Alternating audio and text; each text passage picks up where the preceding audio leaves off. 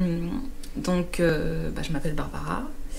Je suis née en 88 avec un frère jumeau. On en était deux. Enfin, à la base, on était trois implantés, mais il y en a deux qui ont tenu. On a été conçus donc au Sécos de Grenoble et on était à troisième tentative. Ça peut être important de le savoir.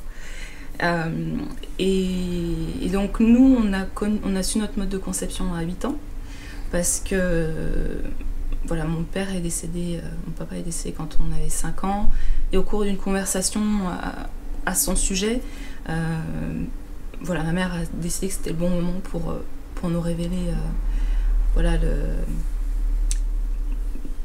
les spécificités de notre conception. Et donc c'est là qu'on a appris qu'effectivement notre papa n'était pas notre géniteur, mais qu'on ne pourrait pas savoir qui c'était parce que le don était anonyme. Alors souvent j'ai l'habitude de dire que ça m'a pas fait grand chose sur le coup, mais en fait avec du recul je pense qu'il y avait une forme de grand étonnement, puisque on s'était... Enfin moi personnellement j'avais jamais douté de ma filiation. Pour moi mon papa c'était mon père, enfin c'était mon géniteur, il n'y a pas de souci là-dessus. J'avais jamais douté. Après c'est vrai que mes parties quand on était jeune, peut-être pas au moment où on se pose les questions sur qui on est, est-ce qu'on est bien les enfants de ses parents. Et donc voilà, on a pu grandir avec cet inconnu, voilà, le fait de ne pas savoir qui était notre géniteur, mais sans secret. Et je pense que ça nous a permis quand même de grandir assez sainement et de ne pas avoir une révélation un peu tardive qui aurait, je pense, été beaucoup plus difficile à vivre. Enfin, me connaissant, je pense que ça aurait été un peu compliqué. Et voilà. Par contre, on ne s'est jamais posé de questions non plus. On ne s'est pas demandé s'il y avait d'autres personnes conçues comme nous. On pensait, je pense, comme beaucoup, qu'on était assez exceptionnels parce qu'on n'en connaissait pas, en fait. Puis c'est pas des choses qu'on aborde comme ça autour d'un café. Bon, alors, en fait.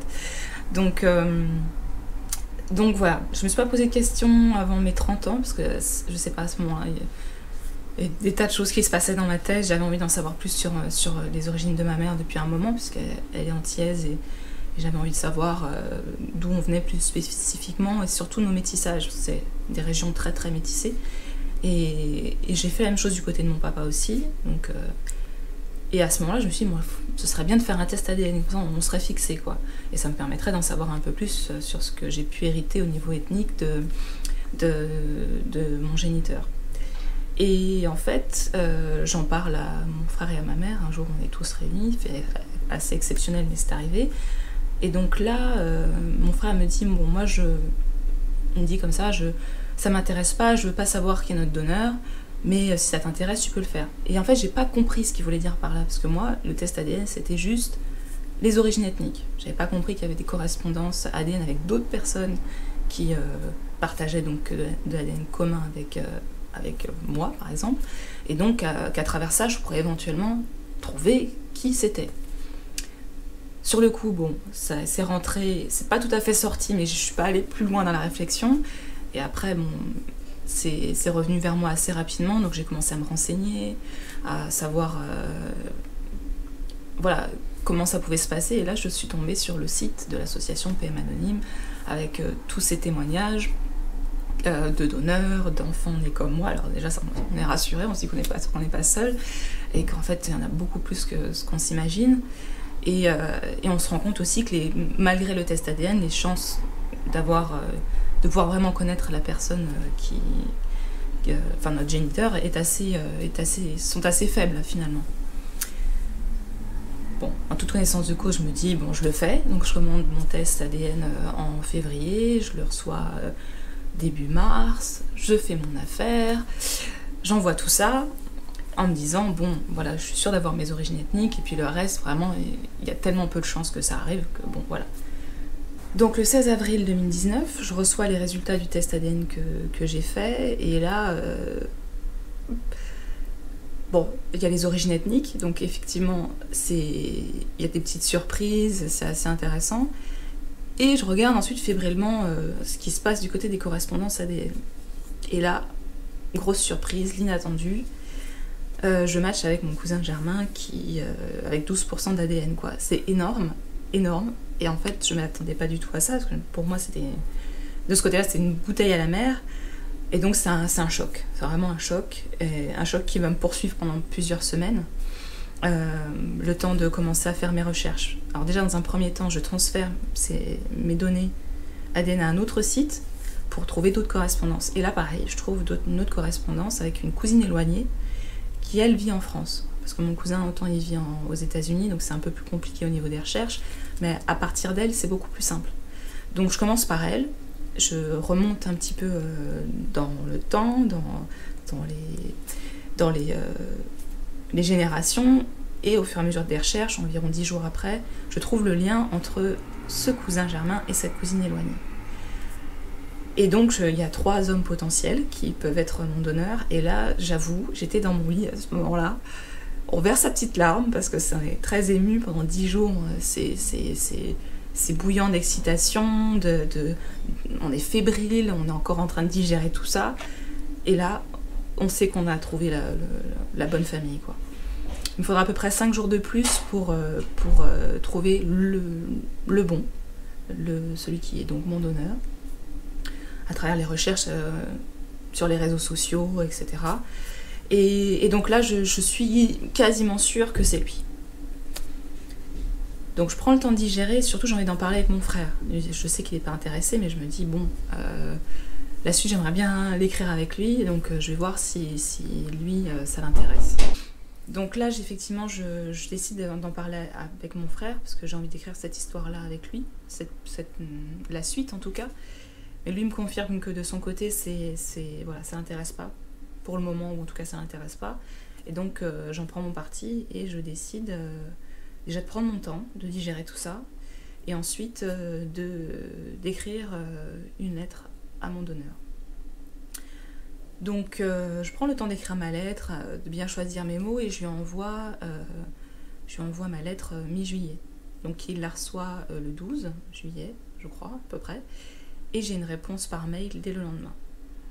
Pareil, c'est une chose à laquelle je ne m'attendais pas. Je m'attendais à devoir attendre 3-4 mois, que l'information soit digérée. Et en fait, non, j'ai une réponse quasi immédiate, en fait. Alors pareil, nouveau choc, hein, on va pas se mentir, j'en menais pas large. Et en même temps, son message était court, mais tout à fait ouvert à la discussion, à me rencontrer, à répondre à mes questions, même si ça restait étonné, voilà. À cause de l'anonymat, il s'attendait pas à ce que je vienne taper à sa porte. Et donc il était surpris. Mais je sens à travers la manière dont il me parle qu'il a quand même pensé à ce qu'étaient devenus ses dons, en fait. Et donc, voilà, il se sent ouvert à me répondre aux questions que je peux avoir, qui sont principalement qui il est, déjà, quelle personne c'est, et pourquoi il a fait ce don. Ça, c'est vraiment une des grosses questions que j'ai. J'ai envie de savoir pourquoi est-ce qu'il a fait ce don. Et après, le reste, spontanément, c'est pas forcément les antécédents médicaux qui me viennent à l'esprit, même si finalement j'aurai aussi des réponses à ces questions-là, c'est pas anodin non plus.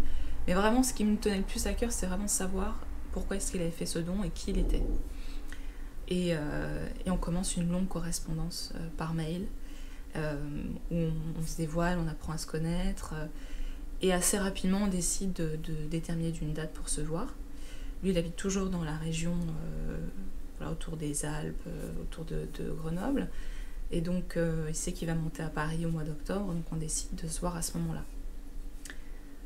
Mais on continue à s'écrire, et c'est vrai que même pendant cette période d'écriture, de correspondance, il y a toujours beaucoup de fébrilité, beaucoup d'émotions, parce qu'on se découvre soi-même à travers l'histoire de l'autre, finalement. Je pense que c'est vraiment le cas pour moi, mais un peu aussi pour lui, finalement, puisque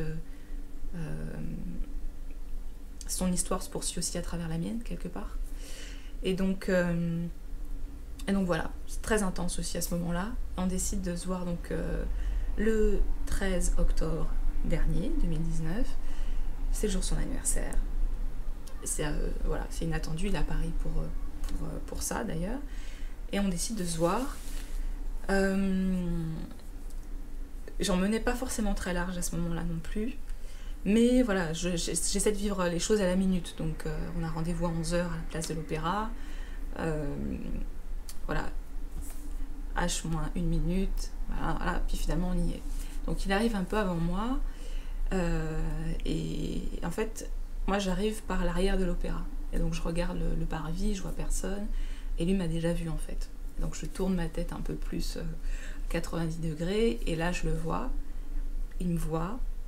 On se regarde. Et là on traverse la rue. Sauf qu'il y a des voitures. Et qu'en fait il était lui aussi tellement pris dans l'émotion qu'il se rend pas compte qu'on est vraiment en plein milieu de la rue. Donc après je l'entraîne sur le trottoir. Et on se regarde. Et c'est moi, c'est toi, c'est toi, c'est moi. C'est un peu flottant pendant quelques minutes. Parce que c'est vrai que c'est bizarre, quoi. Voilà, on n'y a pas d'autres mots. Et finalement, on part et on discute. Et ça se fait très naturellement, en fait. Très naturellement. Je sais pas si le fait d'avoir parlé, s'être écrit pendant autant de temps, ça a finalement permis que les choses soient fluides aussi au moment de cette rencontre. Mais ça s'est fait très naturellement. Et donc, à la fin de notre rencontre, on a passé à peu près 1 heure tout seul, puis après, sa femme nous a rejoints. Très enthousiaste aussi, et puis on a pu discuter tous ensemble. Elle a suivi tous nos échanges pendant un moment, et c'était bien aussi de la rencontrer, elle. Et donc, au moment de se quitter, je les laisse à l'Opéra. Je suis pas quelqu'un de très tactile, mais je sais pas, spontanément, je le prends dans mes bras, quoi. Et donc, voilà, on se quitte. La première pensée que j'ai, c'est pour mon papa. Je me dis, ça s'est tellement goupillé d'une manière fluide comme ça que c'est quelque part, il y est pour quelque chose, là où il est. Et ensuite, j'appelle ma mère, on discute longtemps et on décide de continuer notre relation avec Denis. Et donc ça se poursuit. Je suis allée les voir ensuite chez eux en novembre. Occasion pour lui de me refaire découvrir sa généalogie que j'avais déjà découverte avant, mais qui m'en parle plus avec sa propre histoire, son ressenti, me parler de sa fratrie à lui, ses parents. Et voilà, donc ça se poursuit. Et puis finalement, il y a quelques semaines, il a commencé à en parler à ses fils, qui l'ont très bien pris. Et ensuite à sa fratrie aussi, et qui l'ont aussi très bien pris. Donc voilà, les choses avancent de façon très fluide. Et c'est vrai que voilà, les questions se posent souvent de qui a quelle place dans quoi, en fait. Bon, mon père, là où il est, bizarrement, j'ai plus fantasmé sur lui étant jeune, et même encore aujourd'hui, que sur mon donneur, par exemple. Donc il a une place énorme dans ma vie, dans ce que je suis aujourd'hui. Je porte son nom, j'y tiens. Voilà. Je sais, pour en avoir parlé avec ma mère et pour avoir lu aussi des correspondances, qu'on a été très très désirés aussi, mon frère et moi. Et donc voilà, il a sa place dans ma vie, ma mère aussi évidemment. Et puis Denis, lui, sans lui on ne serait pas là non plus. Donc voilà, petit à petit on trouve nos places, voilà. Mais c'est vrai que l'idée c'est de rien enlever à personne, mais en même temps on peut pas nier la réalité de notre histoire. Et on essaie de la construire sur ces bases-là, en respectant les rythmes de chacun, les envies de chacun. Voilà, si j'ai envie d'en parler à certaines personnes dans ma famille, je peux lui demander si ça l'intéresse ou pas, si ça le dérange pas, et lui fera la même chose, par exemple. Est-ce que je me sens prêt à en parler à mes frères et sœurs, m'a-t-il dit, est-ce que ça te va? Donc voilà, il y a vraiment beaucoup de respect dans cette relation, on respecte nos rythmes, mais on décide d'être en lien aussi, parce qu'effectivement notre rencontre s'est faite. Ça aurait pu s'arrêter avant avec mes réponses, voilà, j'ai fait ce don pour telle raison, voilà qui je suis globalement, et puis ça aurait pu être très bien, mais humainement ça a bien fonctionné, on s'entend très bien, et donc on décide de poursuivre, voilà, tout simplement.